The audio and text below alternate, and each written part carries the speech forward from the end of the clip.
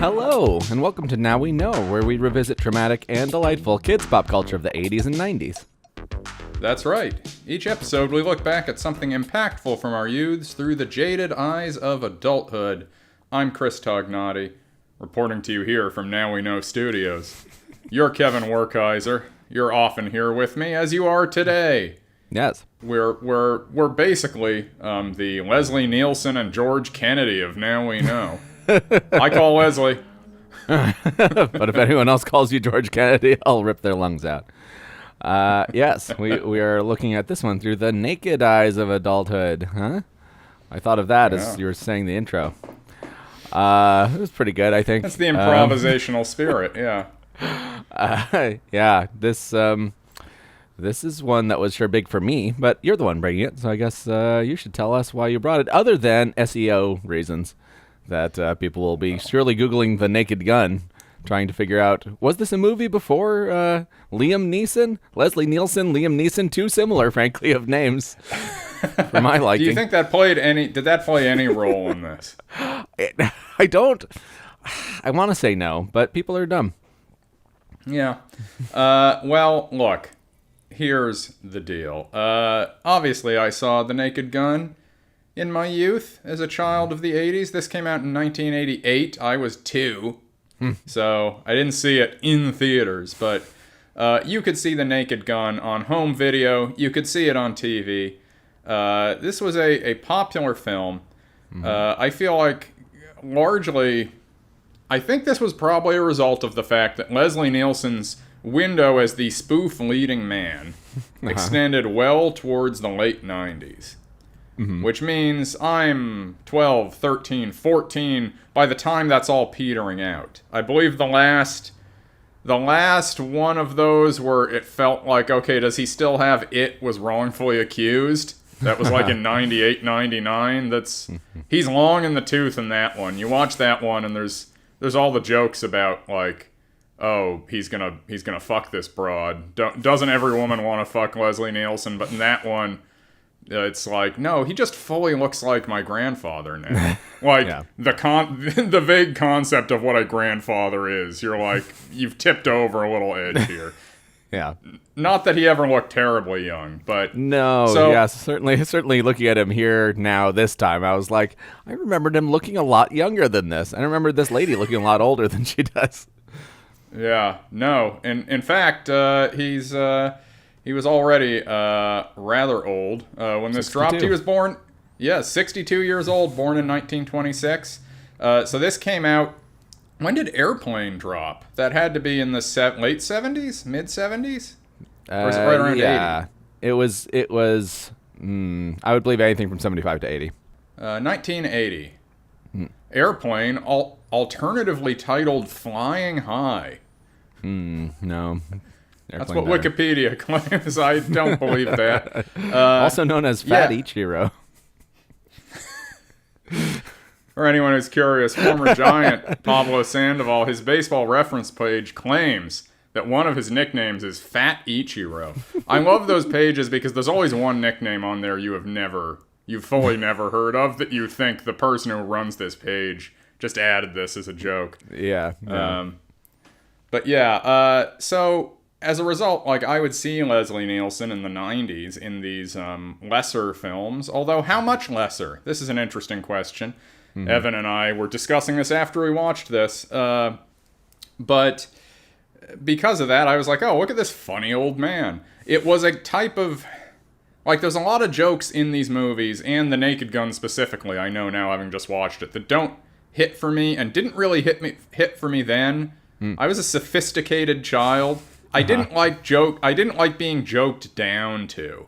I wanted the joke to make me feel a little above the children around me, you know? But there is the things I always liked in this were like his very dry delivery word plays. I liked I liked the cerebral side of Lieutenant Frank Drebin. Yeah. But yeah, I couldn't tell you the first time I saw it. It was certainly probably on home video. My dad, as we've discussed before, despite having a somewhat I don't know. He's a weird guy in terms of his media taste. He liked a lot of pretty, like, trashy comedies in the 80s and 90s, while seemingly also having very strident opinions about what is and isn't bad art. Like, he did not like Stanley Kubrick, but he loved Night of the Creeps. Right. You know, Yeah. it's like, what do you make of a fellow like this? And so, you know, this is certainly something I saw by virtue of that. My dad was a big Airplane fan. He also really liked the show Police Squad that The Naked Gun was built off of. Oft forgotten show, Police Squad, I would say. I can barely remember a thing about it. I like to rewatch it. I would imagine being on TV, it was probably a little more grounded than this. I feel like it was pretty absurdist, but it was. I mean, it's only like 6 episodes or something. It is barely a show. It came and went without much impact, seemingly, except for then spawning this massive film series, which continues to this very day. Yeah. So we should say, you asked me, am I doing this for childhood memories or SEO? Obviously, SREAM. SEO rules everything around me. Theorem. Was S is short for SEO? You can't. Yeah. No. S is the first letter in SEO, the acronym standing for Search Engine Optimization. I used to work in digital content websites. We had to do little primers on SEO. Yeah, the truth of the matter is, obviously, if people are going to be going out and seeing this new Naked Gun, it might be worth it to them to know a thing or two about the old Naked Gun. We are only covering the first Naked Gun from the files of Police Squad on this episode. No. We are not talking about the sequel, Naked Gun 2.5, The Smell of Fear, or Naked Gun 33 1/3, The Final Insult. As a kid, I remember liking the worst regarded third one of them the best. Oh, really? But I bet that's not true. I bet it's just because I was old enough to see it around the same time as it was newer. Yeah. That is my best guess. Yeah. I definitely watched this one a ton on video. My big sister was a big fan. And so this was like a default, we can turn this one on. And then when the second one came out in theaters, I was very excited. But I don't think I saw this in the theater at 6 years old. But yeah, I thought it was good. I liked various things. I'll talk about as we go. But it is funny how many of the bits that I was like looking forward to, I was like, well, I remember my sister really liked this bit. It wasn't that like I was wild about, the I don't know, the student driving stuff. But she loved all that. So. Yeah, I was surprised at how few of the bits I remembered that clearly as I came back to it now. And then I was like, well, a lot of the stuff I remembered, I mean, I definitely remembered O.J. Simpson in this. Because he's in a very small role in which he is basically comatose for most of it. Yeah. Do we have to talk about whether we think he's a murderer? I think we have to. I should stipulate that I hold no controversial opinions about O.J. Simpson. I'll say that. If you just take a public poll of what you think of the guy, that probably represents my opinion. But seeing this as a kid, I really liked him. I liked Nordberg. But you get so little Nordberg in this. Yeah. We've discussed it before. He was so funny as Nordberg. It's like, he couldn't possibly have done those terrible things. Yeah. How could someone that was, I was going to say good at acting. He's not really good at acting exactly, but how was somebody that can do some good pratfalls, how could he do anything wrong? But you would think that, if you're going to be a proper sociopath, you'd be a better actor. But I guess you're just working so hard in like life to act like a sane person that then you don't have any energy to give a compelling police lieutenant performance. Yeah, I mean, what he's doing here feels of a piece with, like, if anyone's watched that OJ documentary that came out several years ago, the multi-part one, they show clips of him in, like, post-game interviews where he appears to be humble and self-effacing and also kind of funny and, like, charismatic. I feel like it's not that far off that pitch for him. I think he's kind of treating this like it's, I've just played the game of my life, so you know what hot shit I am, so now we can all have a little laugh at me, because I'm up here. I feel like that's kind of like the register he's hitting. But, I liked that. Obviously, I liked Leslie Nielsen. I did not fully appreciate the brilliance of George Kennedy at the time as a child. Yeah, I agree. He does it. He's like, it's weird what he's doing because he's sort of, it wouldn't be fully right to say both of them kind of are the straight man while not being. There's no true straight man in this. Yeah. There's a straight man peering into a funhouse mirror. But George Ricardo Montalban is the straight man, the bad guy. I guess that's true. Straight man villain, yeah. Yeah. So this, as some of you may know, being remade with Liam Neeson as Lieutenant Frank Drebin Jr. Who are you? Frank Drebin Jr., Police Squad. I don't know if any of you have seen the trailer for that. The trailer that everyone was like, oh, this actually looks pretty good. And then I watched the trailer and I was like, there is one joke in there that feels like it could have been in the original Naked Gun. And even in the context of an abbreviated trailer, they then step on that joke too hard. Yeah. So I don't feel terribly optimistic about it. I don't think they can make funny movies anymore. I think funny is dead. Funny is right out in our cinema. Certainly just straight comedy movies. When was the last time one came out and it was like, oh, this really hit hard for me? It's been a while. Like, I really liked, I don't know, Bridesmaids, but that was a million years ago now. Yeah, that was what? That was 12 years ago? Yeah, something Right? like that, maybe more. So yeah, it would have if it came out during Obama, it was ages ago. Basically, anything you remember that was happening when Obama was president, I may as well have been swimming in my daddy's balls. That's how long ago it was. I'll probably cut that. Yeah, brought to you by the originals, directed by David Zucker, written by Jerry Zucker and Jim Abrahams. The creative minds that brought you Airplane. Airplane was their first big smash success. Naked Gun went over big. As you may have guessed, it spawned a successful franchise. But Naked Gun, the budget, let's estimate it at about 11 to 12 million. That's the best estimate I can find here. Okay. You adjust that for inflation, you're looking at, let's see here, a little bit shy of 40 million. Okay. And then you do whatever math you have to do on that. But if you adjust the take for inflation, which was 152 million, this was a $400 million movie, The Naked Gun. That, you see, you want to argue about, well, this movie's pretty funny. You can't have a straight comedy that's rolling out of bed with $400 million nowadays, right?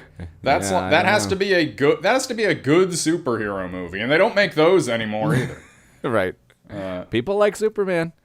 Friend of the show, Sean Hilbert, assures me it's a good Superman movie.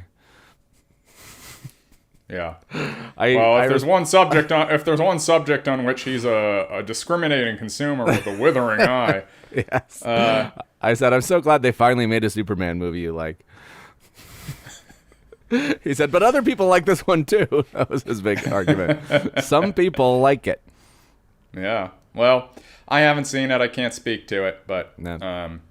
yeah. So you got that. You got the first one. Then the second one, The Smell of Fear, 2.5. That one is. Mm-hmm. You've got the budget ticks up by 11 million, but it makes even more. It makes 192 million. Wow. So that presumably is north of that must be north of 450, and then Naked Gun 33 1/3. What do we got here? Is this going to tail off? It is indeed going to tail off a bit, but still 30 million budget, 132 million box office. Right. This series never laid an egg. Yeah. The last one of these they did, they still blew the doors off as far as the return. Yeah, Police Academy can only wish to have that level of maintained quality. Yeah, Police Academy, as a franchise, Police Academy blows this out of the water. Sure, but they're nearly $1.5 billion across. I guess on a per film basis, Naked Gun is better. But yeah. And by what I mean by better, by is better that is financial more success profitable. dictates quality. Yes. Yes, we all would agree. So yeah, what's your Naked Gun childhood? We touched on mine. Yeah, it was watching it pretty frequently whenever my sister was babysitting, which was pretty frequently, and just thinking it was hilarious. I was, there was a lot of jokes in it that I sure didn't get, and that like I came to understand over time. But like the full body condoms stands out as a pretty baffling moment, even as it was explained to me. You're still, it's one thing to like get it; it's another thing to get it in any meaningful sense, and. There were bits that there were bits I loved where, he's just doing some noir narration walking down the street, and there's like little jokes in there, but it's mostly just pretty straightforward. That I don't even know that I had any basis for liking it other than every other parody of noir stuff. It was pretty late, I think, that I saw any of the things these things are parodying. But I was already like, no, I like this energy, like this thing, whatever it is they're doing here. I don't know what it is, but I want more of that. I want more neon lit, wet pavement, with feet walking down it. But yeah, so this was a big hit for me. I did remember it being a lot longer when I saw the running time. I was shocked. But then when I watched it, I was like, yeah, no, I was right. It is a lot longer than its purported running time. Well, it's a movie like this is not but a series of bits, right? Yeah. Yeah, well, yes, except then they commit to the plot stuff. They get there's so much time spent on setting up the Queen arriving at the Angels Mariners game. In the immortal words of the guy of John Travolta's character from The Fanatic, the Queen is here. Is that the Queen? The Beatles are coming. You don't remember that when he's pretending to be a British Bobby? I'd forgotten about The Fanatic. I then was thinking of The Fan. But no. The Fan, a better movie than The Fanatic. Yes, I agree. We saw The Fan at the Roxy Theater with a packed house. That was a lot of fun. I don't think seeing The Fanatic under similar circumstances would get the same result. A quick shout out to my friends at the Roxy. I just saw an article. They have successfully purchased that building, securing the theater's future for hopefully the long term. Not enough theaters doing that. Buy your building. Yeah, I agree, definitely. Though the Castro owns its building. What does it get them? Another performance space and a years-long gutting. Yeah, well, you wait until you see Demi Lovato there. It's going to turn your whole opinion around. But yeah, and then the sequels, I was a big fan of the second one. I remembered not being as into the third one. But I liked this energy, this attitude. I never thought Leslie Nielsen was terribly good outside of it. I was never into his other ancillary works. Anytime he was in something else, I was like, oh, that's not good. But then you see interviews with him, and he's like a deeply funny guy. Huh?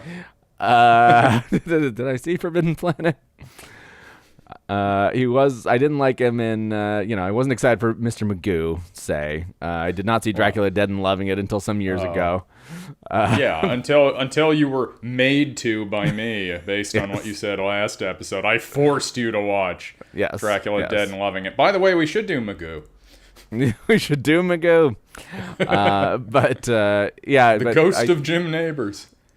But I did also watch Police Squad as a very little kid, but it would be on like super late. So it was like as I went to bed, I would be watching just like whatever I could get away with and then be sent to bed. Because the intro stuff is what I remember most, which was they would have a special guest star that would die in the intro, and then they would do the siren thing where they show the flashing lights of the police car driving in preposterous places, frankly. But the one I remember best was William Shatner, who seems to get away with it. He shoots all the people that are going to get him, and then he has a drink that then is poisoned and kills him. But yeah, this movie does start with that same, it starts, when it started, if you're ready to jump in, when the Paramount logo comes up and you hear the sort of Arabic music, I had a troubled chuckle And a little bit of a, oh no. Yeah, All I alone. fully forgot about this.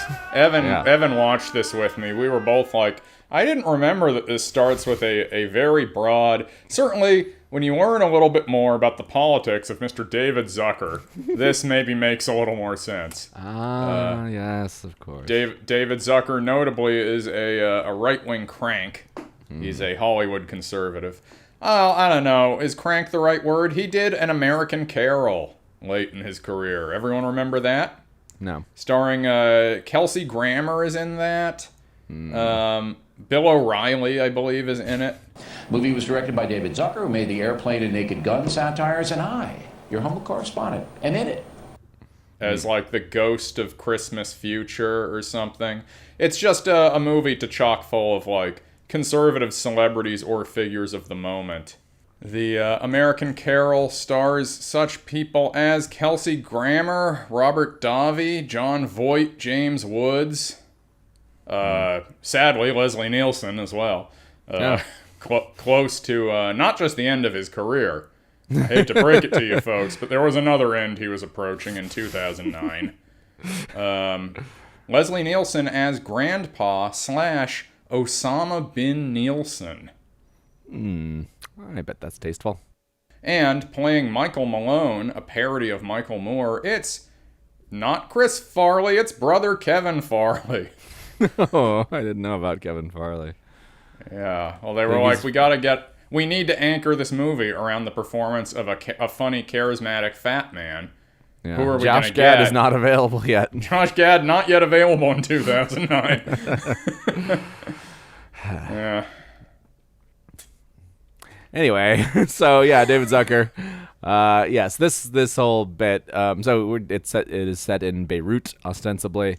There's a meeting of the sort of axis of evil at the time, including Gorbachev, who was obviously pretty far toward the west, as far as leaders of the Soviet Union went, and our chancellors or whatever. And then who else do we have? We also have Idi Amin, Yeah. Khomeini, Muammar Gaddafi, Fidel Castro, and Yasser Arafat, who's wearing a name tag that says, "My name is Yasser." I suppose because he was like, I don't think enough Americans even know who the leader of the PLO is. And Right. they won't get what I'm going for here unless I slap a name tag on him. It feels a little sweaty. It's a little self-conscious here. Yeah, I in the moment I was happy to see a name tag, just like conceptually. I wasn't happy to see Yasser Arafat, but I was happy for that. There also is a guy in like a flat cap that I think is supposed to be just general IRA guy, but he doesn't get any lines, so we don't know if that's correct. But yeah, That must have really had you. That's too far. No, I was The rest I of was this like, is all good. oh, I forgot about this guy. Here we go. It's like, oh no, we're just doing all the. Here's a bunch of dudes in brown face with weird prosthetics. And so they're having a meeting saying, we have to do something to strike out against America. Gorbachev is like, no, they think I'm a good guy. And then Leslie Nielsen comes and doesn't kill all of them, just comes and beats them up and then leaves. And later we learn that he's just been on vacation in Beirut. So he just happened to sniff this out. And, he has no jurisdiction in Beirut. He's on vacation. It seems like he did this to try to impress his partner, his girlfriend, Victoria. Not depicted in this film beyond the implication. Yes. He makes it clear, I did this all for her. He meets George Kennedy off the tarmac. Like this first joke, this one right out of the gate, where he's coming off the tarmac, greeting the press as though he's the big star, the star of the day. And this goes on, and people are kind of snubbing him, and you don't know why, until about a minute later when George Kennedy's like, Weird Al Yankovic is on the plane. Frank, they're not here to see you. Weird Al Yankovic is on that plane. And then you see Weird Al waving as he gets off the plane. This is, I feel like this is right in the wheelhouse for like a Weird Al joke of this nature in a movie. But it is also just hearing George Kennedy say Weird Al Yankovic. Couldn't be funnier in this moment. Yeah. This was a big hit. Yeah. Yes, it was very good. I also like that Leslie Nielsen, his speech that he's giving to them is like, oh, you want to see the big hero. because he beat up all these world leaders.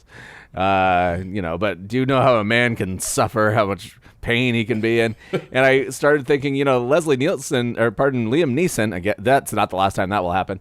Liam Neeson, he just makes those speeches generally in interviews. He'll say all kinds of weird shit like that. Maybe that's why he got the job. He's just admitting to wanting to beat up people of different races just cause out of anger for let's be clear. He specifically wanted to beat up black people, right? I think that's what he said. That is time. He claimed that he had a friend who was assaulted by a black man, so then he wanted to go out and beat up an unrelated other black people to try to work out his feelings about this. He said this unprompted in the press tour for a movie. I don't think it was a movie that had anything to do with racism. A brutally honest admission from actor Liam Neeson in an interview with The Independent, promoting his latest movie, Cold Pursuit, where he plays a man seeking revenge. Gonna kill him. No, it might have been the Wolves one. Yeah. Well, that movie, The Grey, is it called? Yeah. I have been told that movie really does not have much to do with him fighting wolves. that is actually a surprisingly small part of the runtime. Yeah, I mean, I think he as a figure, like, it's been said that his wife died tragically in a skiing accident some years ago. And I've seen it written, the suggestion being that he just does all these movies, including some pretty trashy, like, straight-to-video movies, because his ethos is like, I just have to keep working so I don't think about my dead wife. Yes. And I think on some level, maybe that also leads him to being like... Anything I say or think that isn't about my dead wife is surely okay to share. The one thing I can't say is that, so then I'll just share everything. Here's this terrible night I had. That was really just an internal struggle more than because he didn't do anything. He said, this was just a thought he had, and he's just like, people are complicated. It's like, the question was about the economy. Yeah. I think the real reason they brought him in for this Frank Drebin thing for this remake, I feel like the only time I became aware of people talking Liam Neeson, funny guy, was that cameo on Life is Short, the Ricky Gervais thing, where he does the improv scene where he keeps insisting he has AIDS. As I said before, I've got full-blown AIDS.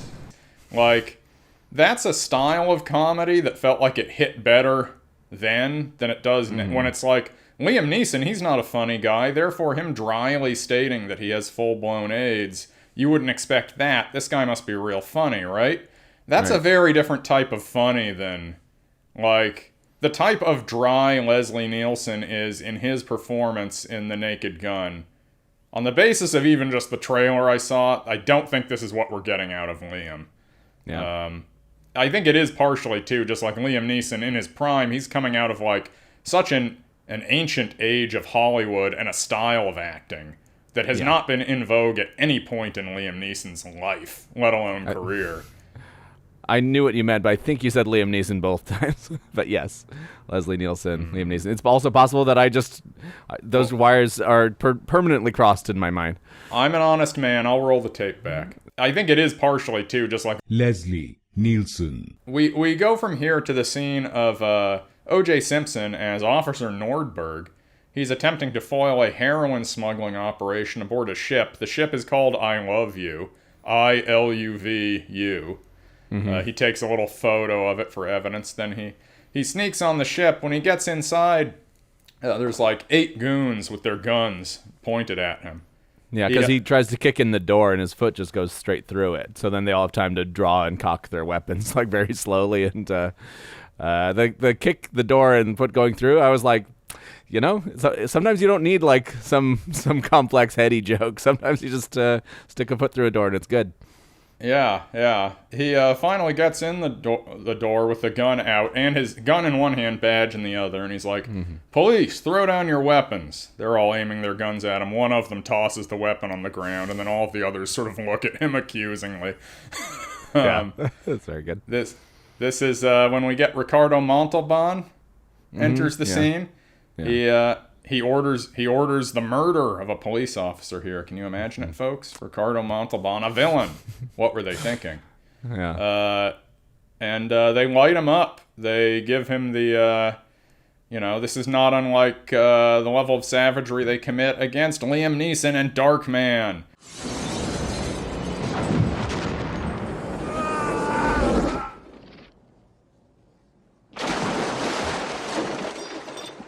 They utterly decimate his body with their various weapons. They don't shoot him in that. I guess it's more like RoboCop. But this is OJ's best physical humor in this, where he's just getting shot and like stumbling around doing pratfalls. This is a pretty famous scene, not least of all because it's like, you want to find a scene of OJ being funny, this is pretty much it. Yeah. That's not true. He's in the later ones too, but Sure. The best part of this obviously is when he's getting shot and then he's like stumbling around and then he falls against like a door that says wet paint. And so he's got white paint on one arm, and when he pulls away from it and you hear him unstick, he looks at it and goes, "Oh no!"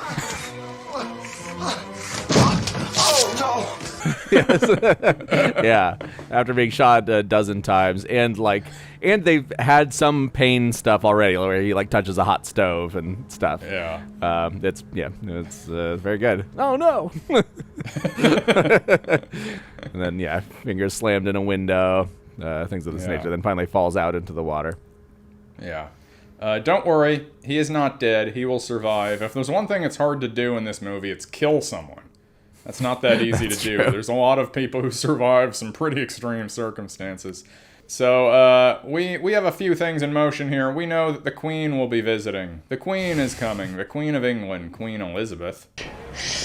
Is that the Queen? And this is going to be a big deal for the LAPD because they're taking over security while she's in LA. She's going to be coming to a gala.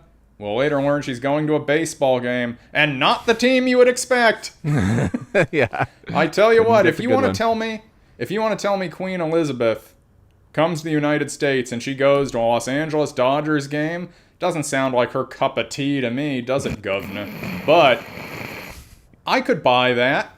I'll tell you where she's not going. The California Angels. She's not going to see the California Angels in the beautiful city of Anaheim. That is not happening. Yeah, she'd see a Yankees game, obviously. She wouldn't go to California to watch baseball. No one does that. So Nordberg Man, is how fucking sick in the head you have to be to go see a baseball game in the state of California. something wrong with you. Something a little. Ugh.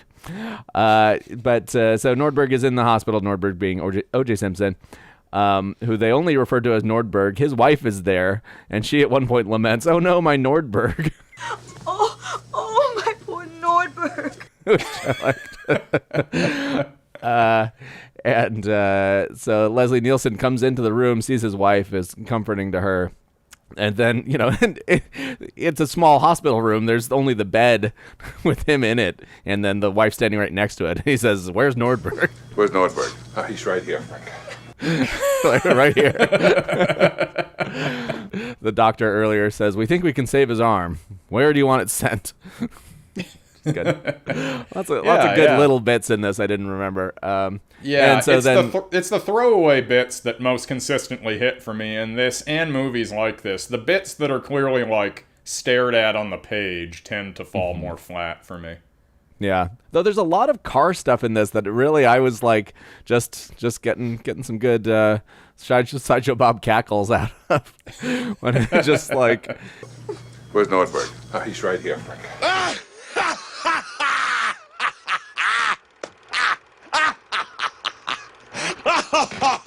I don't know. He's dragging. He's just it's always bouncing. It's always bumping into something. Somebody's getting knocked off of something else, and I'm just like, yeah, keep it coming. I think it's largely because of how seldom you see actual cars actually driving in movies now. It's probably just like, oh, what a treat. It's actually crashing into something. There's a physical object hitting another physical object, and you get to see it. But Leslie Nielsen keeps accidentally hurting Nordberg in the course of being there. He leans on the bed and it all folds up, Looney Tunes style. And Nordberg is trying to tell him about the boat. So he's like, I love you. And he's like, oh, I love you too, Nordberg. He's like, oh, the boat. He's like, yes, when you're out of here, we'll go on a boat like we did before on vacation. He's like, oh, drugs. He's like, give this man drugs. He's like, no, heroin. He's like, might need a couple days, Nordberg. Yeah. Nordberg is attempting to tell him that he was in the middle of a heroin bust, but quickly we realize that he's being stitched up as a heroin addict. We're being told that he's a dirty cop who is dealing in heroin. We hear that the lapel of his jacket tested positive for heroin. This is when you're back at the HQ, and there's the joke where there's just one of them who's a lot taller than the others. Yes. You just see his chest at top of frame. They're like, Leslie Nielsen says, you have something in your, you have some food on the corner of your mouth. And then he swats it off, and it's like half a banana. So This is a large man, folks. That's the joke. Big old guy. If he has food hanging out of his mouth, it's a lot of food. Yeah, but again, that is sort of a throwaway joke. This guy is tall. He's in the scene. He's in the shots occasionally. Every once in a while, you'll get a moment where they address it, but he's basically just there. And it's funny that he's there. Leslie Nielsen is told, look, you have 24 hours to clear Nordberg. And this is going to look bad because, we're in charge of security for the Queen. It's really going to look bad for us if at the same time we realize that one of our officers is on the take, dealing H. We got to clear this up. You have 24 hours. He does not get this done in 24 hours. No, and unclear why no one knew he was like doing undercover work. He just didn't tell anybody. Surely that's how it's deep cover. Deep cover. Yeah. We get the mayor announcing that the Queen is coming. The mayor, played by the what's her face, is going to go on. I didn't write her name down, but she goes on to play Tony Soprano's mom in The Sopranos, which I did not recognize her. And then I looked it up because I was like, well, I know her from something. That was astonishing to me. But she says the Queen is coming. Frank gives a little minor speech during the course of which he switches out lapel mics with somebody else so that you know that he's wearing lapel mics. But then it's funny when, after all this water he's been drinking, he's in the bathroom just pissing up a storm and singing to himself, and the mic is still on.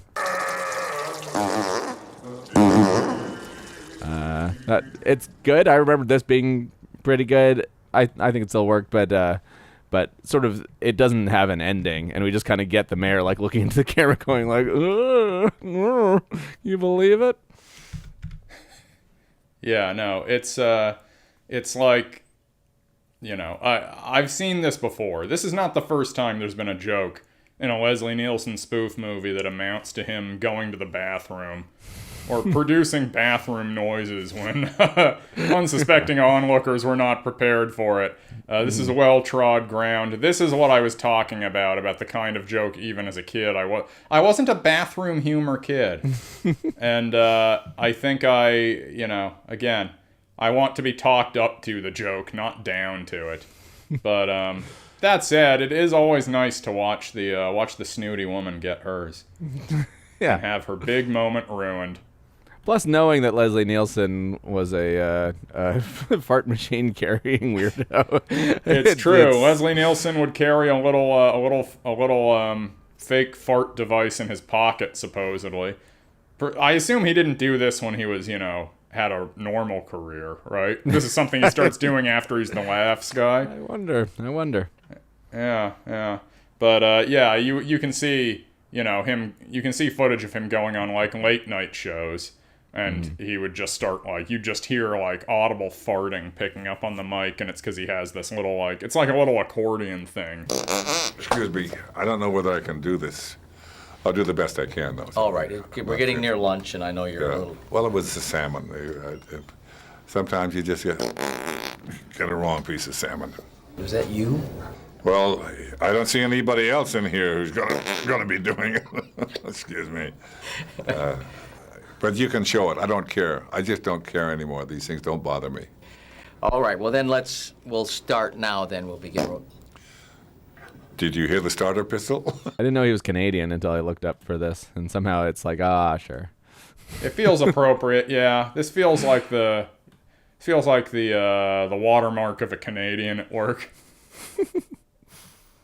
And when he's giving his speech saying that they'll protect the Queen, he says, no matter how silly the idea of having a queen might be to us, we still have to respect this country and its figurehead.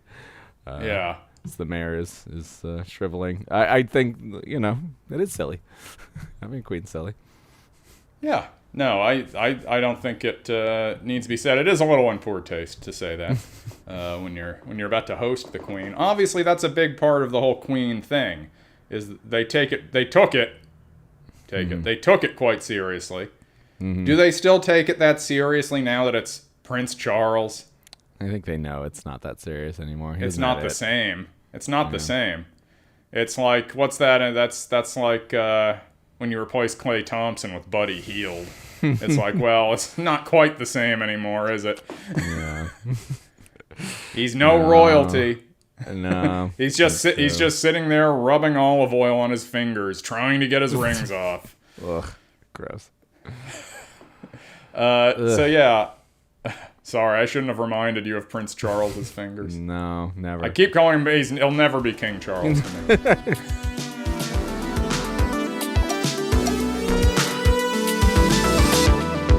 Drebin goes to Ricardo Montalban's office to inquire because it was his ship. The ship was registered to him, where Nordberg was found in the water.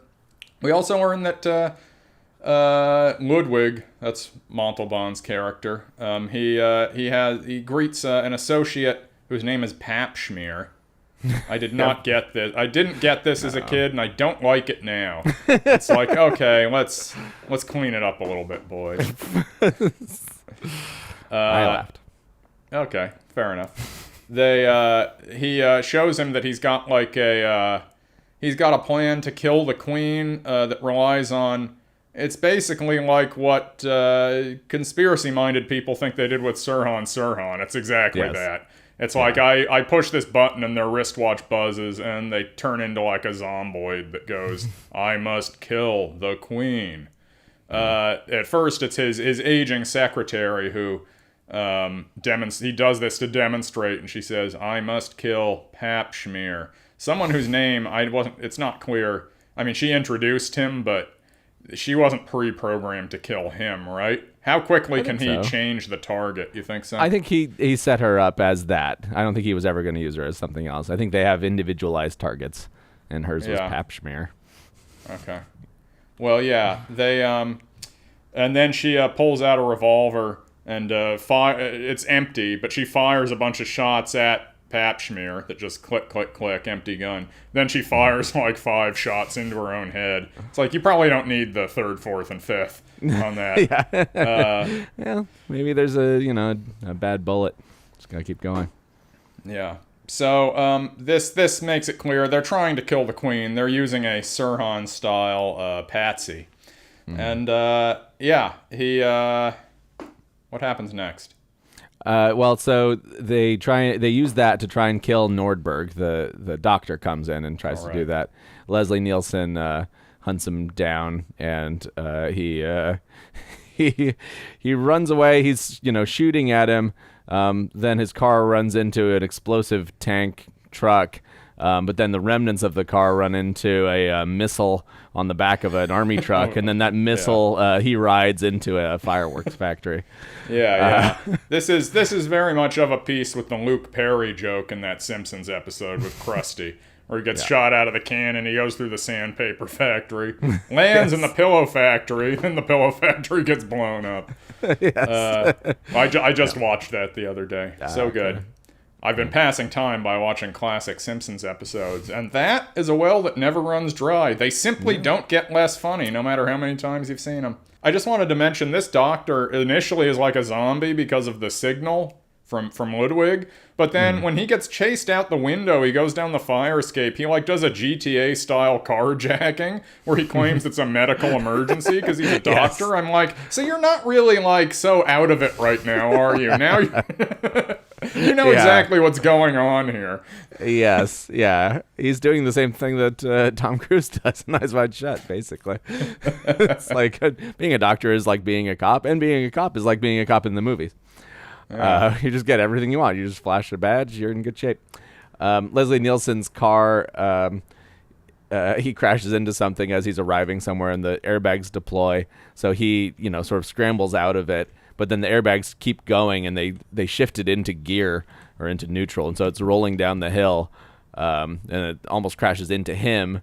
Then it almost crashes into a woman. He dives out of the way and then shoots his own car until it explodes from behind, and then the car goes down the road and like takes a turn.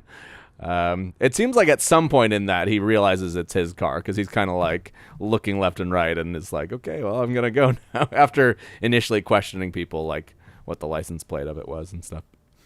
But I liked really liked all the car stuff. It hit for me, I think, more than it did when I was a little kid, who you would think would like to see cars explode.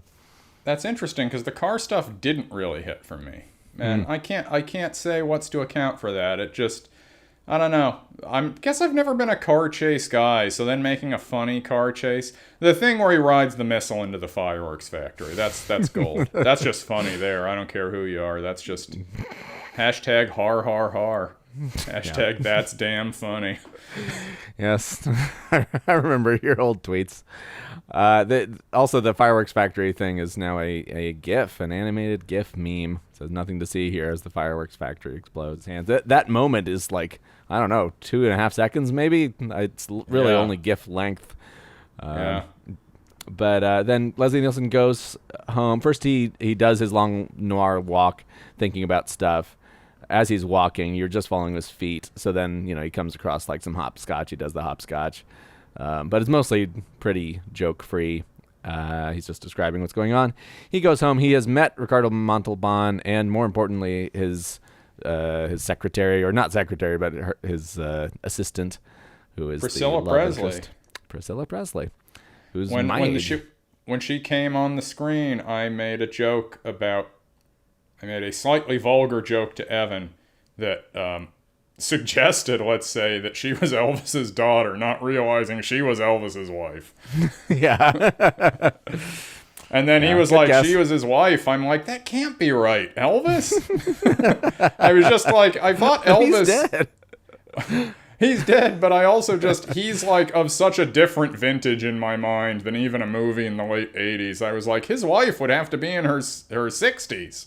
And obviously Priscilla Presley is like around 40 in this. She's older than a lot of women you would see, especially in the late 80s, get like, a co-starring role in a movie like this. So that's nice that you got to have an older woman, although obviously she's playing the romantic lead opposite a 62-year-old man. So presumably they were like, we can't make her a blushing 28-year-old Right. woman. She has to have a little bit of gravitas to her. Yes. And what lends more gravitas than having married Elvis Presley? Yeah. So she is at his house. Ricardo Montalban has told her to investigate any kind of criminal misdeeds that might be going on, but also stay close to this Frank Drebin guy. And so she's in his house, cooking in his kitchen, wearing only one of his shirts. And she's like, I've boiled a roast. I'm boiling a roast. And like picks up this. This was so gross. Foul it's so roast. gross when she picks up the boiled roast. Evan like groaned. I think he hadn't eaten recently, or he had just eaten, and he did not enjoy seeing the boiled roast. Wasn't she like, how do you like it? Yeah, how do you like your meat? Yeah. How hot and wet do you like it? How hot and wet do you like it? Very hot and awfully wet. It's like very hot, Very and extremely hot wet. and very wet. Yeah, all of this stuff, I don't feel like it's if anything kind of underwritten how much of their weird sexy banter is going on, but they just are like, if you hear Leslie Nielsen saying it, it will become a lot funnier and a lot more genuine than our writing of it could make it. I'll tell you what do you think the funniest sexy banter joke in this is that you can remember? Because I know mine. I don't know. Maybe I wrote one down. I'll tell you mine. It's when they're eating dinner and she sucks his finger. And then he says, I've got 9 more. I've got 9 more. That I lost it at that. I don't know what I was expecting him to say. Yeah, yeah. She has sort of the same face as that. Yeah. I don't know what I thought I was going to get out of that. Yeah. Yeah, it's sort of Darkman-esque also. A lot of parallels between these films. Just released a couple years apart. But Liam Neeson is in one and Leslie Nielsen is in the other.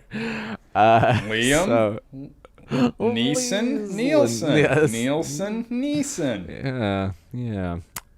So they rip off their clothes theatrically. Leslie Nielsen says, "Do you mind if I slip into something more comfortable?" And then wears like a nice going out to eat suit which is something I don't have. I wish I had that. I wish that was something we needed. I remember my dad putting on that exact sort of suit when we were going to a certain level of restaurant. It's dead. It's gone. Yeah. No, nobody dresses like that. CEOs would rather dress like a bum on the street now. Yes. You know why? Because we prioritize comfort over looking cool. And in any given individual circumstance, I understand. But the pervasive climate it's created is worse. Yes, I agree. So then they, she's like, "I want you to know I practice safe sex." He said, "Oh, me too." And then they are next scene wearing full body condoms, the reservoir tip over their heads, trying to difficultly manage some sort of physical interaction. Giant condom wrappers on the ground, saying that they were made in Abstinence, Michigan. I wonder what I made of this as a kid, because I don't remember this clearly at all. At what age would I have understood what was being gone for here? If I was young enough, it's possible that I was like, I guess this is how sex works. I guess when people talk about condoms, that means they have to but why would you do that? It wouldn't even be enjoyable. Yes. Yeah. No, it was. Imagine it was definitely... kissing someone with a full body condom on. You're just slobbering all over the inside of the latex. Yeah, it's gross in the way that it should be, but as a kid, I was just really baffled by it, and I didn't like this scene. I understood people thought it was funny, but I was just like, I don't know, I don't like thinking about this feeling. Imagine how quickly your whole body would be covered in more sweat than you've ever sweated in your life, let alone if you were aroused. Yeah. Being in that for any length of time, I tell you. Yeah. She also earlier he says, this is moving too fast. He talks about his ex-girlfriend who was had seemingly a fancy lady job where she was with this men's choir, but he's like, but she didn't play any instruments and she didn't sing, couldn't carry a tune. Once I gave her a harp and she asked me what it was. She was out there 300 days a year. Yeah. Then it's a classic story. Boy meets girl, boy loses girl. Boy meets other girl. Girl dies in a terrible blimp accident over the Orange Bowl, and she's like, "Good year? No, the worst." I forgot to mention. I was ready for it, but I liked it. Yeah. In the intro scene, when Frank is asking Ed what happened to his wife or girlfriend who left him, he says, "I don't know too much, except she's seeing an Olympic gymnast and it's the best sex she's ever had." Yeah. Would you want that level of information if this happened to you? If you came to me and you were like, "You've heard what's up with such and such, and that was all I knew," would you want me to tell you? No, you can keep that part to yourself. You can tell me Olympic gymnast if you must. Well, Olympic gymnast kind of implies the sex might be better, right? Maybe he's on some sort of secret steroid that makes it all not work. Maybe. Here's hoping. I hope that for you, buddy. Exactly. I can only hope for that. So then we get a montage of them in love while Something Good by Herman's Hermits plays. And it's the kind of thing that happens. She's the kind of girl. It's the kind of thing that happens a lot in, movies of this era, but also before. But I feel like, if anything, it was a little bit prescient because they do this whole thing, and there's a lot of jokes, and we can go into those if you'd like. But the overall, this feels like a music video, and then at the end you get the little graphic that you used to get at the end of MTV music videos where it says, Herman's Hermits available on the soundtrack for Naked Gun, and that it's like the amount that Armageddon was just almost a musical in terms of how many just songs you would get, and it felt like this parody feels more true as those years went on. Yeah. No, the jokes here are mostly they're frolicking on the beach. They get a hot dog and start playfully spraying each other with mustard and ketchup. Then they spray the hot dog man. I tell you what, spray me with ketchup. Fine, keep that mustard away from me. Okay, I will spray you with ketchup. I don't care. I wouldn't want to be sprayed with either. I just don't care for the taste of French's yellow mustard. So don't spray it in my mouth. Just Sure. Yeah, it's just down their shirts. Yeah. And they're eating cotton candy. There was one that made me laugh. They're frolicking on the beach, and then they're like holding hands while they run in slow motion, and then another couple running the opposite direction. Schmuck. Yeah. Yeah. I don't know. All of this was fairly good to me, but I didn't write anything Nothing down. sticks out, but I had a good time with this. Yeah. Everyone loves a montage, right? So Drebin decides to break into Ludwig's office to fisk the place, see if he finds any evidence that incriminates him in the case of his dear Nordberg's near murder. This essentially becomes a extended sequence of him destroying the office. Earlier, when he's first talking to Ludwig in the office, he is introduced to some sort of Japanese pen. This metal pen that he's told is indestructible except for water. And he's also introduced to a tank that has a fancy fish that eats goldfish. A Japanese, like a Japanese badass fish of some variety. Yes. Yeah. And you can see where this is going. While he's trying to bend the pen, one half of it flies off into the water, which supposedly will ruin it. It also lances and kills the fancy fish. He has to pull it out of the fish. Yes, over the course of it, because he's trying to get it out, the fish attacks him, and meanwhile, he can only do anything while Ricardo Montalban is turned away. And then, he ends up just lancing the fish and just leaving both the pen and fish in the tank and just giving up. But yes, so his room is appointed with, it's all, anything that you've ever heard being famous and fancy is in this room. Ming vases, the Blue Boy painting, just an absurd array of things. And so from here we get he breaks back into the office when it's late at night to try to get evidence.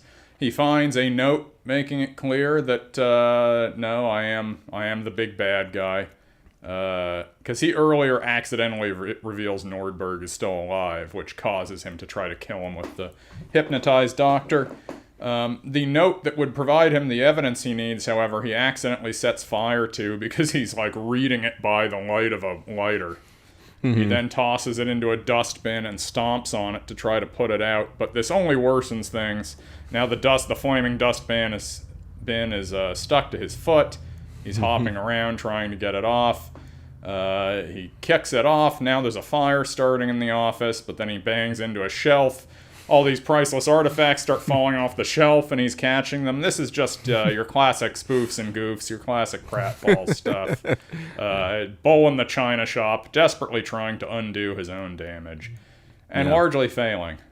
Yes, and then, then he, catches basically everything falling, but then sees the fires going towards the painting. So then he pulls himself up by the rack of things, of priceless artifacts, and knocks it all over in that moment.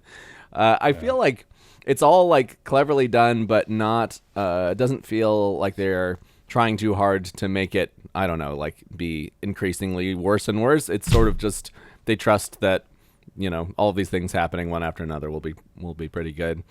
So now the fire in the room has become a room on fire. He runs out. The fire department's coming, so he has to get out on the ledge so he isn't caught. And the ledge has some anatomically accurate. Very horny statues out there. Yes. The tits on these statues, they're massive. Yeah. But wait till you see the cocks. To say nothing of the cocks. Yep. He accidentally is at one point hanging. He's making his way down the building, window to window, and inadvertently gropes the naked breasts of a woman who lives in the building. And she screams. He stumbles back and falls off, but then is clinging to the stone penis of one of the statues. He manages to pull himself back up. then the penis gets twisted around up, so now it's looking good. It's looking ready to go now. And then it breaks. Angry. Yeah, and then it breaks off in his hand. He then stumbles through the window into the same woman's room, and now it appears that there is an intruder clutching a stone penis, looking confused and crazed and bedraggled. Yeah. It is from here that we cut to the chief back at the station reading him the riot act about this sequence of events. Yeah. And he doesn't have as good an explanation for that part of it as he might. Yeah. Yeah. She's like, you assaulted a woman with a concrete dildo? It's just like, listen, this guy's bad news. You don't know that he's in it up to his eyes. There's evidence. And the evidence is basically like, I owe you $20 million for killing the queen. That the guy, the guy that he had, pseudo-assassinated, wrote out. So he's taken off the case. Will not be protecting the queen. Then, yes, is at the party where they're having the gala. Yeah, Ludwig is going to be at a party. The queen is in attendance. Drebin does not yet know when or how he's going to kill the queen. So he goes there explicitly against orders, feeling he may have to foil this incident. Then Ludwig, they're told, it's time for us to bring out the gift of honor, which is this old-timey hunting rifle. So Ludwig's got this big rifle as they're all saluting the queen as she walks up. There's a big cake with the queen's image on it, and they're cutting up pieces of it, serving to people. In the UK, surely this is one of those things they don't let you do, right? You're not allowed to cut up and eat the queen's face. Probably. They're up their asses about queen imagery over there. They're all like, there's British Islamophobes who are like, it's crazy how you can't draw the Prophet Muhammad. Well, I've seen how you treat the Queen's image. Yeah. And the Queen's not even like religious or mystical at all. I've seen her. Yeah. She just sits there looking dour. Frank has been befuddled by the announcing horn section. So he's a little dazed. So then when he sees Ricardo Montalban showing off the American Revolutionary musket, which is a weird gift anyway, he dives for the queen to take the bullet for her, and then knocks her onto a table, slides across the table. Her ankles are wrapped around him. Yes. Yeah. And it looks as though they are caught mid-coitus on the table. And then later you see that each of the papers has a slightly different photo, including one of the queen on top of him. So it seems like this little grappling match persisted for some time. We get a part where I think it's Ed is like, stereotypically bemoaning the sensationalist press. They're like, You're laying on top of the queen with her legs wrapped around you, and they call that news. I just hate this, they call this news. LA police officer tackles the queen, ends up on top of her on a table at the middle of a gala. They call that news. Yeah. Yep. So yes, he is once again rebuked and told to stay away. Now the queen's going to be at the baseball game. There's some other moments where like he gets called away to go meet with Ludwig, but then it's like an assassination attempt but he kills a guy at a rendering plant. Yeah, but this is the part of the movie where it's like now we're just like knee deep in the plot, and the plot is going to go on for a bit. We get plenty of jokes still to come, but they're in service of continuing the plot in a sort of straightforward movie way that I think is to its detriment. I really kind of lost it at this point. Yeah, I mean, it's 85 minutes, so it's like there's not much to trim. It's clear that they had to stretch more than trim, because how long is a Police Squad episode? Right, yeah, probably 22 minutes. 6 episodes, 24 to 25 minutes. So, you string 4 of those together, maybe you've got a movie, but they only made 6 of those. So it's possible that they, didn't have as many, they didn't have as many ideas. It's frankly not a lack of ideas, and it shouldn't be about the plot. There's like a lack of bits here at a certain point. Yeah. The bits are getting thin, and they're getting not as good. It does tick back up a little bit when we get to the ball game. It is at least back to the fun energy you want for most of the Right. ball game stuff. So he kills a goon at a rendering plant, at Ludwig's rendering plant. We learn that Ludwig is he owns the company that makes the dugout dogs, which I assume are meant to be Dodger dogs, right? Right. The man who brought you the foul Dodger dog. Long as a reed and narrow as a reed too. The greatest villain. Have you had a Dodger dog? Not in decades, but I'm sure I'll have one soon. I liked it okay, but I do not care for the shape of that thing. It's not my kind of a hot dog. It's too long and too thin. All right. Sorry. I'll talk to them. Girth But matters. they after he's rebuked for mounting the queen, the mayor is like, this is just like that time in the park. He's like, well, if I see 5 men in togas stabbing someone in front of a crowd of 100, I'm gonna stop it. She's like, that was a production of Julius Caesar, Shakespeare in the Park. He specifically says, if I see that, I shoot the bastards. Yes, well, when I see 5 weirdos dressed in togas stabbing a guy in the middle of the park in full view of 100 people, I shoot the bastards. That's my policy. Yes. So he didn't just stop it, he rolled in and just started shooting. We also get a great line where he's like, I'm being kicked off the force. Can you believe it? Just think the next time I shoot someone, I could be arrested. The next time I shoot someone, I might be arrested. Yes, yeah. So those are good. But yes, so we're at the baseball game. He is trying to sneak in to get close to things because he, if he's seen, then he'll be arrested. Again, the California Angels. This stadium, I thought it was the Dodgers. Looks like shit. They don't. It does look like. Is this the? I'm gonna look it up. The infield grass is terrible. Did they change parks? The Angels? Yeah, they must have. Because that's not the same Anaheim park. No. Where did they play? But this didn't come out so long before Angels in the Outfield. And that park, I guess that park also looked kind of bad. Let's see here. Ballpark. No, it's the same park. Really? They've been in the same park since 1966, Angel Stadium in Anaheim, California. So they just built up on top of that. It is the same park. It sure looks better now, I'll say that. It looks like looking at this picture of it, everything from foul line to foul line and behind home plate looks unchanged.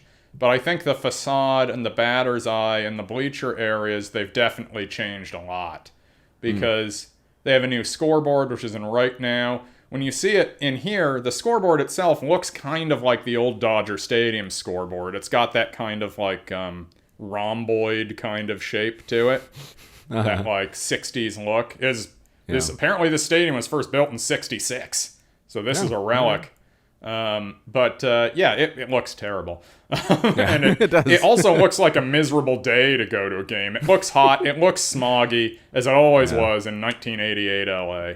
But I was stunned because I remembered it being Dodger Stadium. I was expecting to see. I mean, I'm a Giants fan. I'm not a simp for Dodger Stadium, but I do kind of like it. You feel like a sense of scale there because it's so big. I like these old poured concrete stadiums. I like the 60s.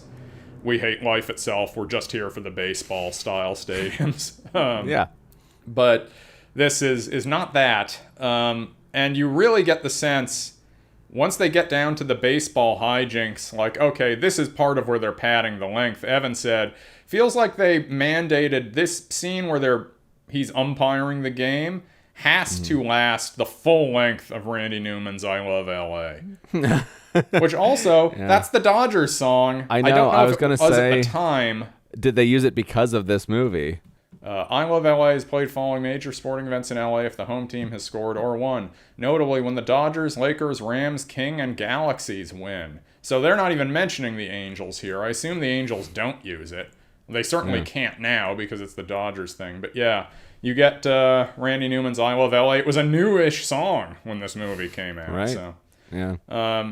Yeah. So they go to the baseball game. Leslie Nielsen he's basically surmised that the Queen is going to be killed at this ball game. Queen Elizabeth herself sitting not even in the front row, but in a luxury box near the field. With little thrones for everyone. To watch her beloved California Angels. To watch Chuck Finley out there on the mound. Reggie Jackson still playing as we. This actually, I knew some of the players because for a previous episode, you and I played RBI baseball. So when I was editing it, I had to acquaint myself with the players on the because I played as the Angels in that game. I was pitching as Sutton. That couldn't be Don Sutton, is it? And it was. So apparently the Angels were just stockpiling 40-year-old Hall of Famers in those days. And you know what? Sometimes teams do that. You know what? Those teams don't win championships. So No, they get people coming in to get autographs from the withered husk of Reggie Jackson. More like Mr. December. So he first comes across the guy, the opera singer who's going to sing the national anthem, complaining that the head usher isn't there to usher him in. Yeah, so he breaks Palazzo. in. Enrico Palazzo. He goes and knocks him out, steals his tux, and goes out to sing the national anthem. Seems like he could have just claimed to be the head usher and just walked him out there, but I guess that's somebody everybody on the field knows. Where he the, also wants the to. guest He wants singer. to be. Yeah, he wants to be more central so he can peer at all the ball players. What he's trying to do is frisk all the ball players to see which of them has the gun. I think it's a stretch to assume that they're carrying the gun on them. This is the 80s, too. There's no give in these uniforms. These are all skin tight. This is like also in the polyester. NBA, you're wearing the short shorts, you're showing off those gams. There's not a lot of room in there for a hidden gun. But true. He does the anthem. He does a bad job. Does he do a worse job than Roseanne did?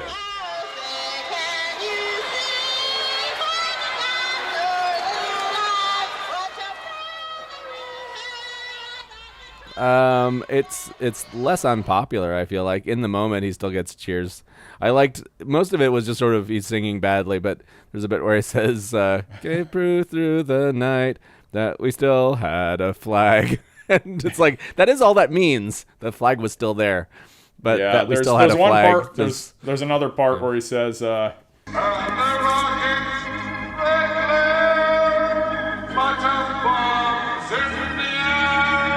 "Lots of bombs in the air."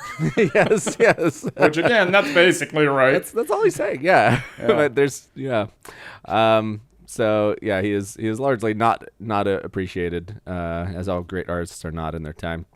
But they send the cops out because they realize it's him. But then the cops can't stop saluting the flag and putting their hands over their hats over. I misremembered this. I thought when he clocked that like they were waiting for the anthem, I thought he was gonna vamp and stretch the anthem out longer and longer and not finish it. But no, he just finishes it and then sprints off the field as fast as he can. He retreats back into the bowels of the dugout and immediately clubs out an umpire and does another. This is some Hitman shit here, switching costumes. You're like, aren't you Enrico Palazzo? No, I'm the umpire. Yep. I'm Enrico Palazzo, but I've lost 100 pounds, I'm bald, and I have a barcode on the back of my neck. Don't question it. I'm wearing the suit. So he comes out, he's the home plate umpire, and yes, he uses this as an opportunity to frisk every player. Are umpires allowed to do this? It's the one sport where it's kind of believable that he's just like patting everybody down, and they just kind of put up with it, say nothing. For foreign and substances. Wait. Yeah, right. And not the way he's doing it. This but seems it's like pervert behavior. It is over the line, but it's still closer to the original line than in most sports. Well, you also can't say, well, he'll throw you out, he'll throw your ass out, and he'd be right to do it. You're questioning his authority. He definitely, if you had to impersonate an umpire for one game, knowing the consequences, you'd want to be the home plate umpire. You'd want to call balls and strikes. Yeah, of course. Yeah. Because also it's no use. If you're at first base, you might get away with it. It's too easy. Yes, exactly. So he the first thing that happens is a ball is thrown and he's just like looking at it, and then it's like eerie silence as everyone turns and like waits for him, except for the catcher is still holding it. The batter's just kind of glancing at him. Everybody's behaving as they should in a baseball-y way. And then he's like, strike. Yay. Oh, okay. So now he's doing the most umpiring that can be done. You always complain that umpires, you're not allowed to show up the umpire, but the umpire can do little dances. Yeah, the umpire, This is an absurd, he's hamming it up. This is a heightened reality. But in real baseball games, on a big third strike, the umpire will go, strike! And he'll, like, pivot at the hip and, like, really punch you out. It's like, show me anything I can do to the umpire that demonstrative that won't get my ass kicked out. I mean, fine, you're the rules guy. You're not my boss, and I'm not your peon. You don't get to humiliate me on the field like this. Yeah. But you do. Or celebrate the pitcher. You could argue it's celebrating the pitcher, but either way, it's showing favoritism in some direction. Yeah. So yeah, he's patting everybody down. They show first they show us all the announcers. There's like 20 of them, all like real names that you would know from that era. And then the last one is Dr. Joyce Brothers, who I swear had at least as much time like cameoing and like being the butt of jokes as she did. Whatever it was she did. Was she an advice person? She wasn't the Surgeon General, was she? No. Who am I thinking of? Who faced criticism because she said it's good to jack off. Oh. I feel like Joyce Brothers probably said that, but I don't think the Surgeon General. Yeah, but it's not Joyce Brothers, and now I can't remember. She served under Clinton. Jocelyn Elders. Okay. Pretty similar You can see why I made that mistake. Absolutely. Yeah, Absolutely. Jocelyn Elders. The first African-American Surgeon General of the United States. Fired by Bill Clinton for encouraging masturbation education. So they're showing a blooper reel in between innings, and a lot of them are pretty common reel type bloopers where they bump into each other but then like still manage to catch the ball. And then there's, a guy running for second, slides in, and then a tiger comes and starts mauling him. Yeah, this was great. The fake bloopers are great. Yeah, and then the one that always stuck with me is the Mariners outfielder running for a ball, trying to rob a home run, and then his head pops off over the wall.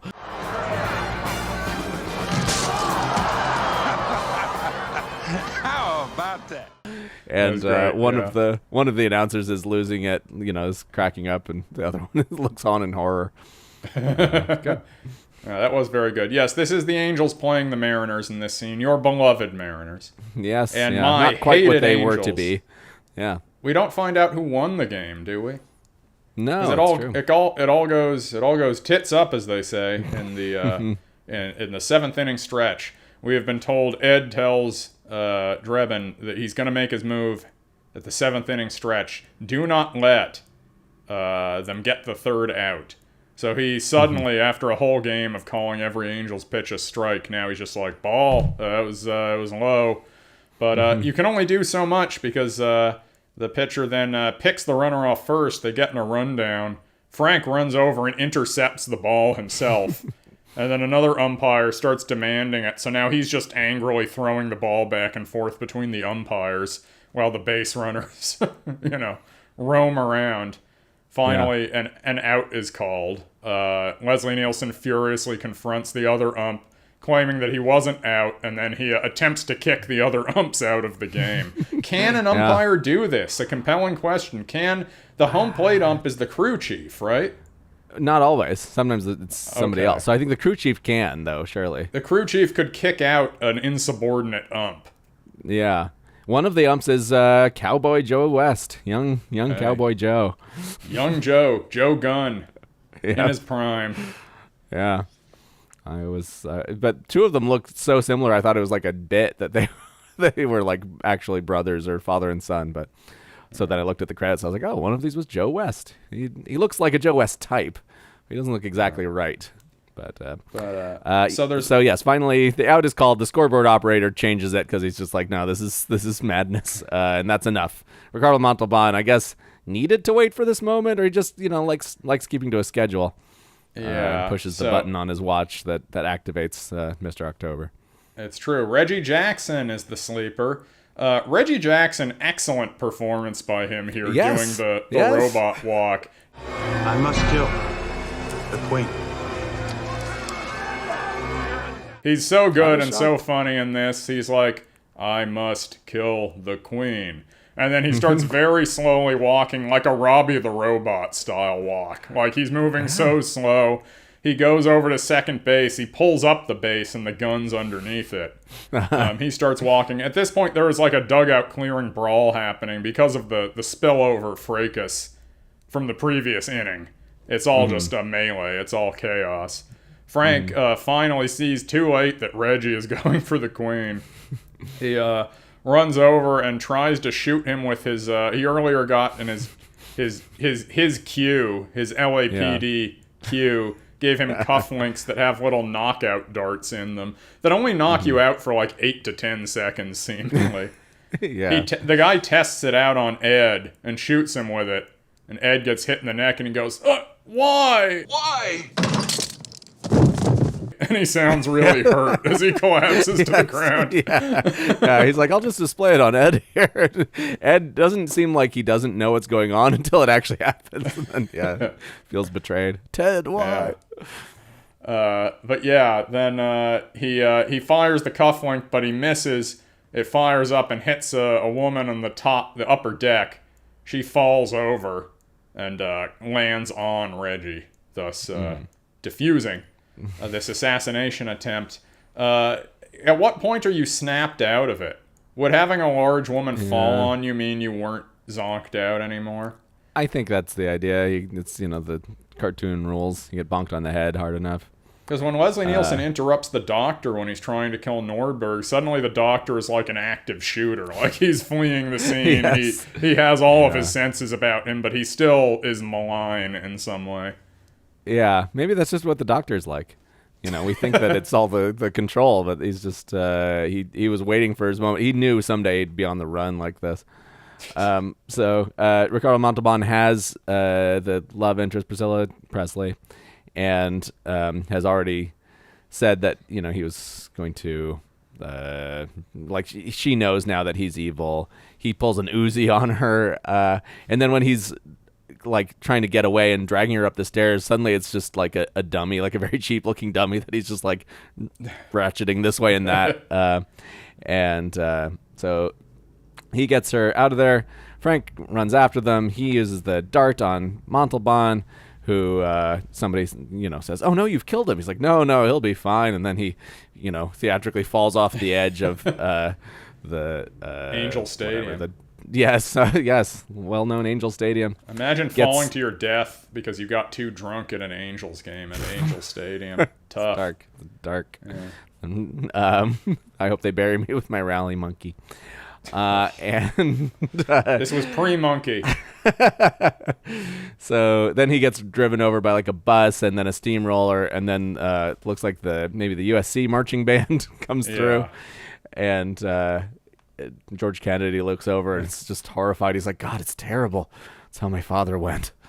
But the last marching band member steps on the activation device, the remote keyless entry fob that he has that activates his Sirhans, and this one activates whatever her name is, Jane. Priscilla Presley. Jane, yeah. Yes, and so then her target is Frank Drebin. And he appeals to her better nature. It's like, no, we love each other. You love Frank Drebin. Frank Drebin loves you. He diffuses this through the power of love. Yes. And gives then her a ring. Yeah. And then we see that Nordberg is out of the hospital. He's in a wheelchair. And Leslie Nielsen's like, "Great to see you, Nordberg, old buddy." He slaps him on the back. And the wheelchair goes rolling down the stairs. Hits the bottom, he flips 100 feet into the air, and you get sort of like a high echo effect sound of O.J. Simpson screaming as he's launched from the upper deck of Angel Stadium. Whoa! And that's the end. Quick out. Yeah. Oh, I forgot that when he as the umpire stops Reggie Jackson, the guy from Pee-wee, from the beginning of Pee-wee that steals his bike, Francis, spoiler, Francis pops up and says, "Look," he takes the mask off. He says, "Oh my God, it's Enrico Palazzo." Hey, it's Enrico Palazzo! That's a great line. So the only guy that the crowd knows him as. Yeah, that's very good. Yeah. But yes, anyway, Naked Gun over for now. That's it. It's true. It's true. But Frank Drebin will return in Naked Guns 2, 3, and 4. Although it is not the same Frank Drebin, it's his son. I wish that it was just a remake where he was the new Frank Drebin. I wish he wasn't Frank Drebin's son. I don't know. I mean, what do I wish? There's no good way to do this. No, it'll be bad. They just shouldn't do it. They shouldn't do it. Make new jokes, new comedy. Yeah, they don't know how. We've lost the technology.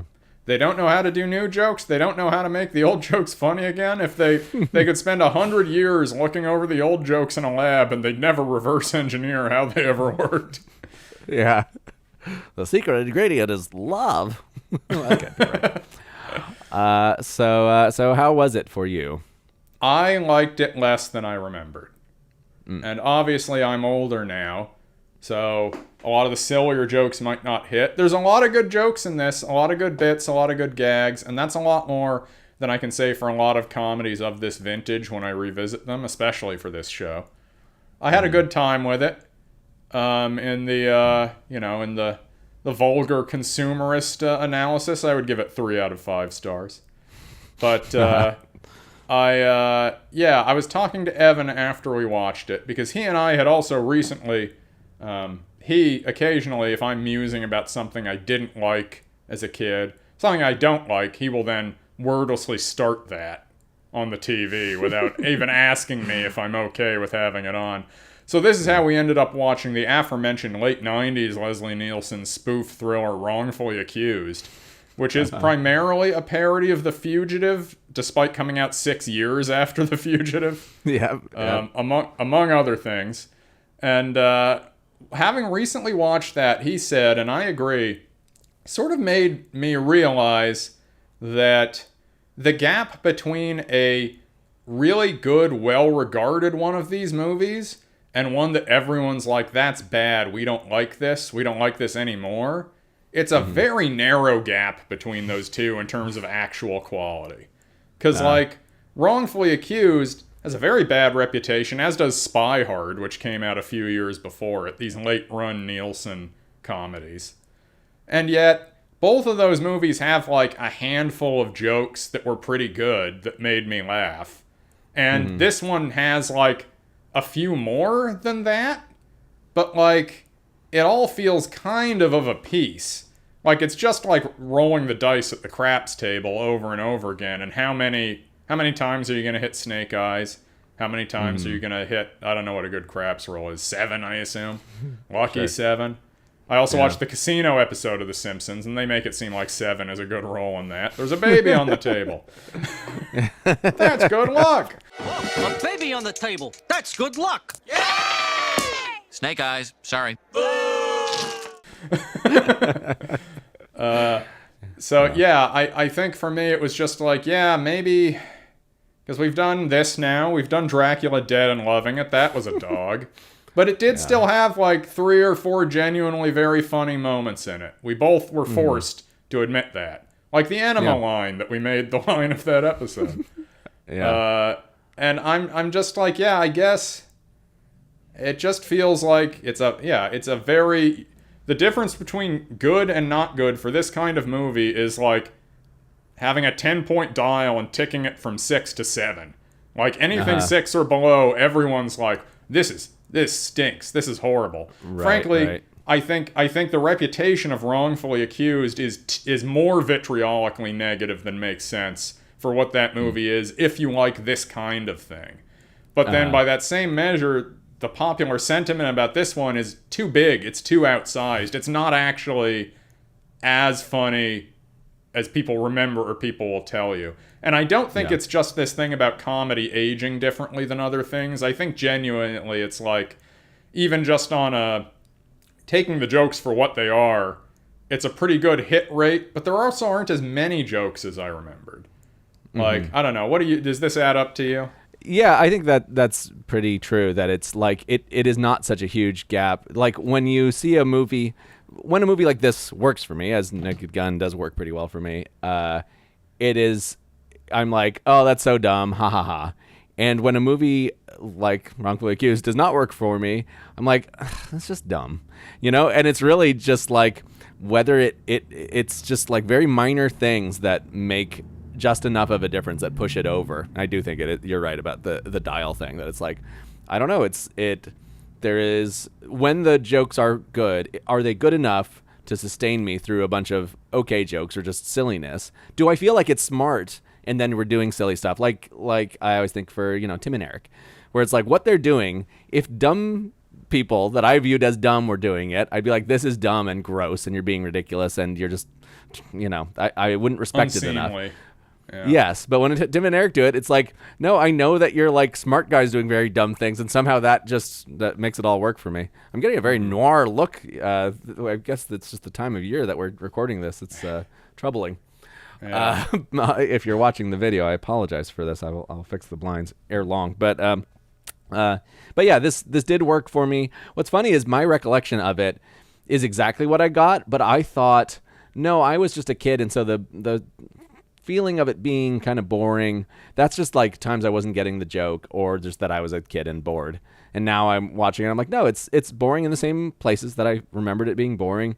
The stuff that's funny is very good when it's very good, and then there's a lot of pretty good stuff. And I like the general energy, and I like Leslie Nielsen in this. Like, I feel like when I don't like him is when he's getting too wacky. When he's trying to be as straight as possible, that's when it's at its best. I feel like my perception, certainly, of his post gun films is that he's like mugging for the camera more. And these, he even when he's like fucking up, he's not like making a big face about it. He's just kind of dealing with his fuck ups in a mature way. He needs to stay dry. We have to be laughing more with him than at him, I think. Yes. And certainly the later ones, especially when it gets more into like action slapstick, that is not his mode. We'll see what we think of Mr. Magoo. We'll be doing that soon, surely. It'll be Magoo time. Thank you for reminding me. Thank you for mentioning Mr. Magoo on this episode, thus taking the sword of Damocles off the wall. It was you yourself who drove in the nails, to borrow a different reference. You have taken the sword of Damocles and you have perched it right above your head. It dangles there by your own design, and soon it will fall down and carve you up straight into, well, it'll actually fall down, it'll pierce you through the leg, pinning you to your chair, and then in front of that chair will be a screen showing Mr. Magoo. Okay. Well, can't wait. Can't wait for the angry letters we'll get from disabled rights activists saying we shouldn't be laughing at Mr. Magoo. Though I suspect I won't be laughing at Mr. Magoo, so maybe it'll be okay. Yeah. No, there won't be too much laughing at Mr. Magoo, I wouldn't guess. I'm also sure it's a sensitive portrayal. Think what if you were in these circumstances? What if you couldn't see very well? What would you do if this happened to you? Yes, I would take my hat off to the bureau. Say, oh, madam, oh, forgive me. Anyway, are you ready for some questions? Sure, yeah. What would you say is the most kid-friendly bit of The Naked Gun from the Files of Police Squad? Probably the baseball stuff. When you get onto the baseball field, I think all that stuff is good. I think it might be the fake bloopers, the tiger, the outfielder, his head falling off. It might be that. That's so funny. That might have been the biggest pop, unexpected laugh line for us. When I saw him going back to jump up, I briefly thought, I bet his head's going to fall off. And then it did. It was magic. Total magic. How do you think it affected you watching The Naked Gun as a kid? I mean, I liked these kinds of movies. I liked the Leslie Nielsen spoof energy. I did like it because, although I could not peg this at the time, it's that type of dry, deadpan humor that is against a wacky backdrop. I think that was sort of in my wheelhouse at the time for humor. Liked that a great deal. I will say it resulted in me seeing a lot of Leslie Nielsen movies that were not good. So did it have a positive effect? Hard to say. But yeah. When would your mom have walked in while Naked Gun was playing? Probably the sexy stuff, I guess. The suck my finger bit, the body condom bit. Really, probably the him groping the woman and then groping the statue and breaking the dick off and running around with the dick. Probably that part. Would you show any future children? Probably not. I don't know. I just don't know if I'd get around to this one. I don't think I would think to. I wouldn't be like, oh, a kid, let's put on the Naked Gun. And I'm sure nowadays the kid would probably prefer the new one with Liam Neeson. Because, you know, the kids nowadays have a very different idea of quality than we do. I'm very curious. I'm very curious how this new one's going to go over. Because I can already see the people who are like, this is actually going to be funny. Wasn't this trailer actually good? The answer? No. As I said, one good joke, the manslaughter joke. That's a good joke. Yeah. As you served 20 years for man's laughter. You mean manslaughter? Must have been quite the joke. And they oversold it even in revealing it. Now that joke's dead for the purposes of the movie. I don't even need to see the movie to know that joke. All the other ones, a lot of it was just, I don't know. I'm curious how it's going to go over. We will be seeing it for the bonus feed, obviously. This movie's presence on the main feed all but guarantees that. So if you want to hear what we think of that one, head to patreon.com/nowweknow. That'll be out sometime next month, I would wager. And you'll know exactly whether or not we were right. And we usually are right, but sometimes we're wrong. Sometimes we're surprised. I do think that part of what makes this one work is that it is playing with a style of movie and show that was just so thick on the ground that, you know, it was the air you breathed.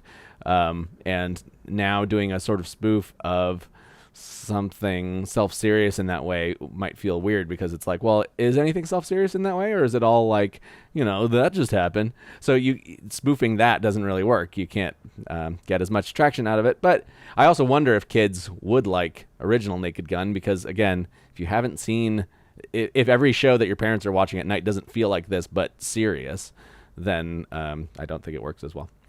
Yeah. But more to the point, what does it say about society at the time? Well, I mean, this was a time for America loved to laugh back then. America was ready to laugh. They were ready to laugh at stupid stuff. There wasn't as much embarrassment to be seen laughing at something dumb. Like, you could go to a movie like this and laugh your fool face off and have a great time, and no one else in the theater is going to be sitting there glancing at you, judging you from the side for enjoying the movie. Nowadays, we live in the panopticon. Anywhere you go, if you're laughing and having a good time, not only might someone be judging you, they might pull out that phone, take a secret video of you enjoying something uncool, then put it on the internet. Now the whole world knows that you are laughing at something stupid from the Naked Gun, as presumably many people will do when this new one comes out. You know, and I can quietly judge that in my head, but it shouldn't be thrown up on the internet, for God's sake. Sure. So, yeah, I think just, you know, we talked about it. It feels like they don't really make straight comedies anymore. And this is sort of I mean, you get the Scary Movies in the aughts, which is also David Zucker. But I guess the airplane, you know, brain trust that moves all the way into Scary Movie, like, after that, is that kind of the death knell of this thing of straight theatrical comedies that are just stupid fun and make money? We get the attempts at that's like, you know, Not Another Teen Movie and, you know, Meet the Spartans and like, you know, it's just like copy of a copy of a copy, and it all feels so bad that everyone's like, okay, well, never again will we try and make America laugh. Well, that's that's the death spiral. You know, that's the end of the whole thing. That movies will never be funny again, as you say. But but even this, like, Naked Gun is seen as like, oh, this may be the pinnacle of this kind of thing. I wouldn't say it is. I mean, a couple of years ago, I watched, what was it? There's other spoofs. Is it Top Secret or is it Hot Shots? There were those ones. Yes, yeah. But I feel like some time ago we watched Loaded Weapon 1, which was in the same genre. But it did, when I was a kid, I liked that one. And then watching it again, I was like, yeah, I don't know. It all feels a little easy. I think the seeds of the destruction of the movie comedy are planted here. And even though this is pretty good and I have a good time with it, it's one of those things where, like, something that you like pretty well that you think is at worst harmless or is entertaining, like, the root of it, the branches of this tree are going to bear poisonous fruit. And that's what I think happens by the time you get to, you know, once you're getting into the late run of the scary movies, which then become not so differentiated from the truly horrible, not another teen movie, epic movie, disaster movie. Disaster movie I saw in theaters on a dare. That was terrible. Meet the Spartans, horrible. These movies are some of the most wretched stuff you've ever seen. Yeah. So that's what it says about society. I wish we were as innocent now as we were then, when we could all just have a good laugh at the real Frank Drebin instead of the new one we have coming, Liam Neeson, the guy from Taken. Do you think he's gonna do, or Taken reference? Is he gonna do a special set of skills thing? Yes. Really? 100%, no doubt. Okay, I'm willing to bet you $2 and say he doesn't do that. Oh, all right. You're on the air. I will absolutely take that bet. Take that bet all day. All right. So just to clarify the terms of the bet, this requires him to say what? To say the thing from Taken where he says, I have a particular set of skills. Yes. If he doesn't say I have a particular set of skills, or any of the words in that speech, in a meaningful combination, not just like is. Okay. If he doesn't do that, then you get $2 from me. And I would go so far as to say that any subscriber, any Patreon subscriber that wants to take me up on this, I will match their $2. All right. Should they want to? There you go. If you haven't sent me any money ever, I can't believe you. You can't just send me a text right now and be like, oh, I promise I'm good for it. All right. Well, yes, do check out patreon.com/nowweknow.